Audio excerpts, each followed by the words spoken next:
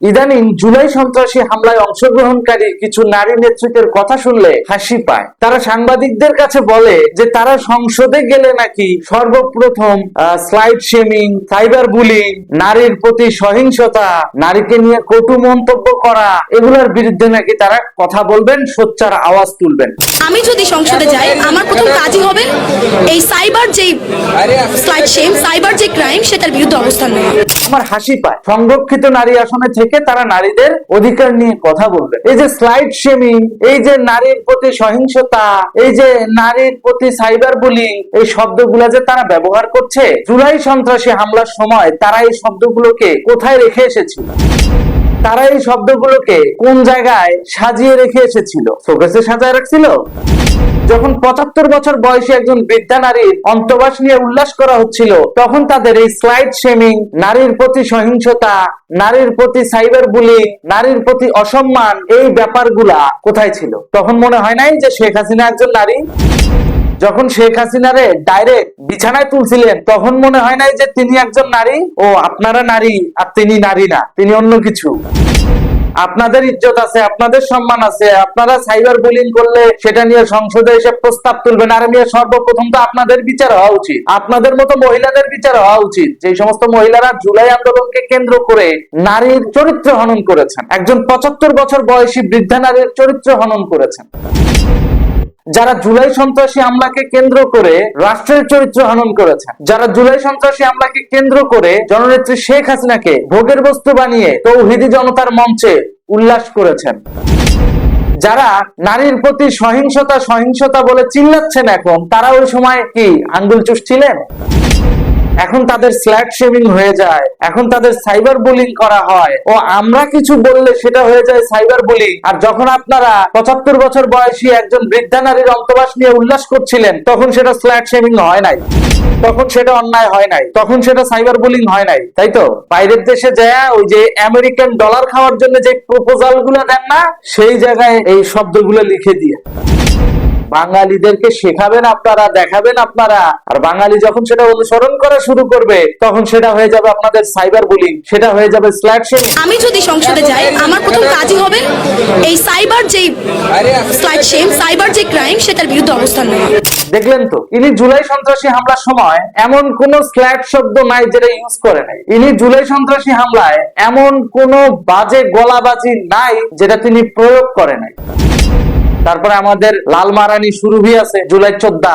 জুলাই চোদ্দাও যথেষ্ট ভালো বুলিং করেছে। কথায় কথায় জননেত্রী শেখ হাসিনার চরিত্র হনন, বঙ্গবন্ধুর চরিত্র হনন, মুক্তিযুদ্ধের ব্যাপারটা তো বলাই বাহুল্য। আসতে যাইতে উষ্ঠাচ্ছে। আর ৭২-এর সংবিধান তো বাদই দিলাম, ওটা তো পুরাই ফেলাইছে। এগুলোতে বুলিং শব্দটা তারা ব্যবহার করবে না। তারা যে এত অপকর্ম করলো, তারা যে এত অন্যায় করলো, এগুলোতে বুলিং শব্দটা প্রযোজ্য হবে না। বুলিং শব্দ কখন প্রযোজ্য হবে জানেন? যখন আমরা তাদেরকে নিয়ে একটু সমালোচনা করব, যখন তাদেরকে নিয়ে সমালোচনা করে বক্তব্য দিব, তখন এটাকে সাইবার বুলিং, ফ্ল্যাট শেমিং, কত কিছু বানাবে।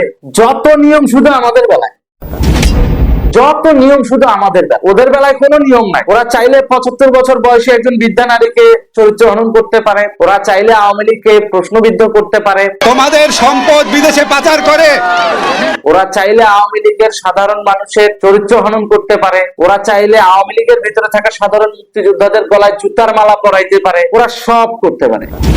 আবার আমরা যদি ওদেরটা রিটার্ন দেই আত্মরক্ষার স্বার্থে, সেটা হয়ে যায় বুলিং।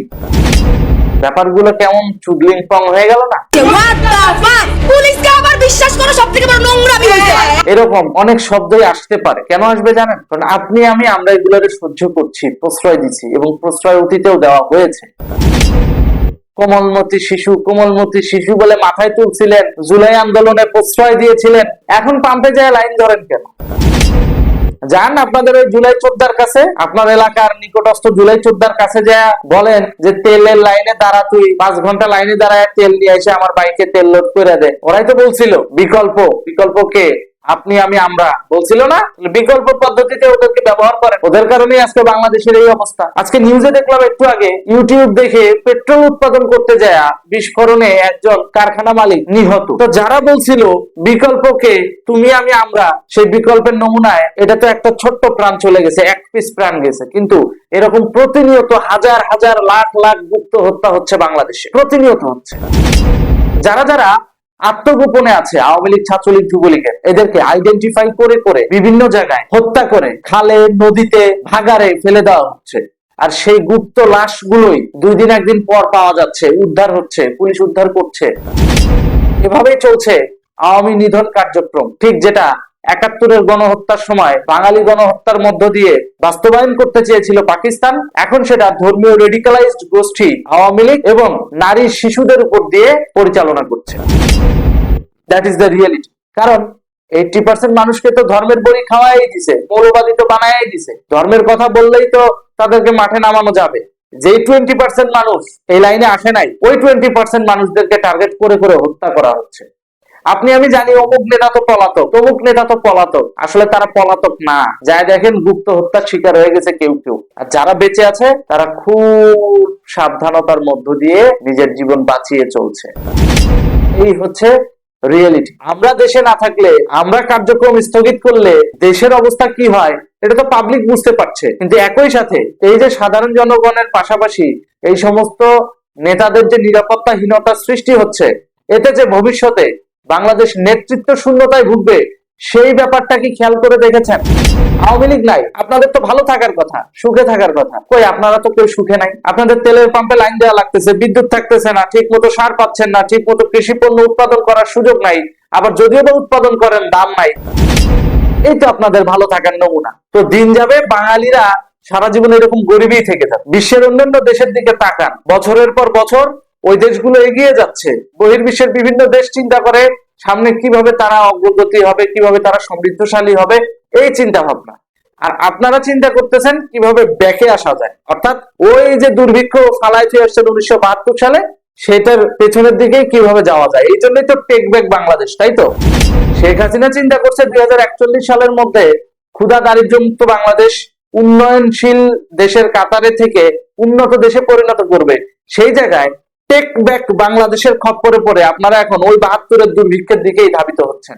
ভালো, যাইতে থাকেন। 2 দিন পরে ওই উগান্ডাদের মতো, অর্থাৎ উগান্ডার মানুষের মতো, জঙ্গলি আফ্রিকান মানুষদের মতো পাতা পরবেন, কারণ কাপড় কেনার টাকা থাকবে না। পাতা পরবেন, হাতে একটা লাঠি নিবেন, আর চুন দিয়ে এই জায়গায় দাগ টাক দিয়া গান গাইবেন, ওলা ওলা ওলা রে, এরকম করে গান গাইবেন। ওগুলো ইউটিউবে ছাড়বেন, সেখান থেকে কিছু ফরেন রেমিটেন্স আসবে, ওইটা দিয়ে টুকিটাকি যা ইম্পোর্ট হবে, ওই ইম্পোর্ট করা পণ্য রেশনিং পদ্ধতিতে আপনারা জনগণরা ভাগ করে নিবেন। কারণ যে অবস্থা বিশ্বযুদ্ধের, মধ্যপ্রাচ্য থেকে রেমিটেন্স আসাও বন্ধ হয়ে যেতে পারে। মধ্যপ্রাচ্য অলরেডি 3য় বিশ্বযুদ্ধের দিকে ধাবিত হচ্ছে। আর ইরান যুক্তরাষ্ট্রের বৈঠকগুলো তো সেদিকেই যাচ্ছে। যদি কোনো কারণে ইরান অথবা যুক্তরাষ্ট্র দুইটার যে কোনো একটা বেঁকে বসে, তো এই যুদ্ধ চলমান থাকবে। তো প্রবাসীরা ইনকাম করবে কোত্থেকে? আর ইনকাম না করলে আপনাদের টাকা পাঠাবে কোত্থেকে? অতএব ওই আফ্রিকান ডান্সের বিকল্প না। ব্যাপারটা বোঝা গেল? কথাগুলো শুনতে খারাপ লাগলেও এটাই বাস্তব। বাংলাদেশ দিন দিন দুর্ভিক্ষের দিকে ধাবিত হচ্ছে। আর এই দুর্ভিক্ষের কারণ এই সমস্ত জুলাই যোদ্ধারা, যারা এখন আপনাদের সামনে এসে সুশীল গল্প মারাচ্ছে, তারাই এই দেশটাকে ধ্বংস করেছে, তারাই এই দেশটাকে আজকে এই পরিস্থিতিতে নিয়ে এসেছে। কিছুদিন চুপ ছিল সাইদ আব্দুল্লাহ, সে এখন প্রধানমন্ত্রীর বিশেষ সহকারী, অথচ এই ব্যক্তি বাংলাদেশের নাম পরিবর্তনের জন্য আবেদন করেছিল জুলাই মাসের পরে। সংস্কার দাবি করছে যে কি সংস্কার? বাংলাদেশের নাম পরিবর্তন করে দাও। সেই ব্যক্তি এখন তারেক জিয়ার সহকারী।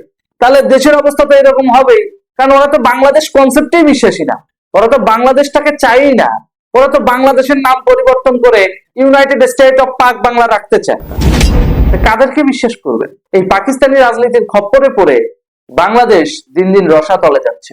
আর জনগণ, আপনারা এদেরকে প্রশ্রয় দিয়ে, এদের দ্বারা বিভ্রান্ত হয়ে আপনারাও দেশপ্রেম থেকে সরে গিয়ে এদের তালে তাল দিয়েছেন। তো আপনারাও আফ্রিকান ডান্স, আর এই জন্যই আমি বলছি যে ভবিষ্যতে দেশ যদি উগান্ডা হয়, আপনারা আফ্রিকান ড্যান্সের জন্য প্রস্তুত থাকেন। কিছু করার নাই। মারামারি করলে আপনারা করবেন, জনগণ করবেন। ওই তারেকের বাপেরও কিছু যায় আসে না, আর মা তো মরেই গেছে, ওরও কিছু যায় আসে না। তারেকও 2 দিন পর যখন এখানে ফায়দা লোটা শেষ হয়ে যাবে, ও লোটা কম্বল নিয়ে লন্ডন পাড়ি দিবে। এটাই বাস্তবতা। ধন্যবাদ।